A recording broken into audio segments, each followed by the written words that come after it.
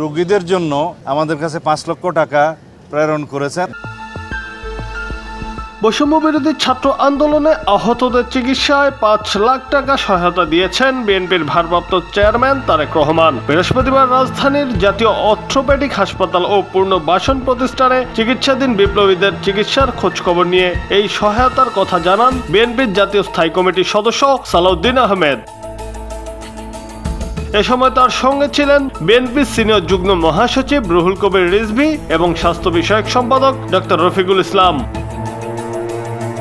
হাসপাতাল থেকে বেরিয়ে সালাউদ্দিন আহমেদ সাংবাদিকদের বলেন, আমরা শুনেছি গতকাল বুধবার অন্তর্বর্তীকালীন সরকারের স্বাস্থ্য উপদেষ্টা এখানে এসেছিলেন। তিনি চিকিৎসারত সবার সঙ্গে দেখা করতে পারেননি। ব্রিটিশ হাই কমিশনারও এসেছিলেন, তিনিও সবার সঙ্গে দেখা করতে পারেননি, যার জন্য রোগীদের মধ্যে একটু অসন্তোষ সৃষ্টি হয়েছিল।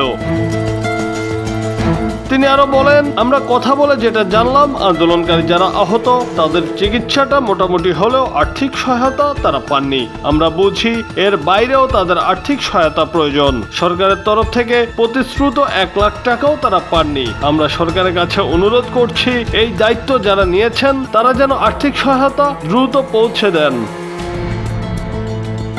জুনায়েদ আহমেদ, বাংলা টিভি।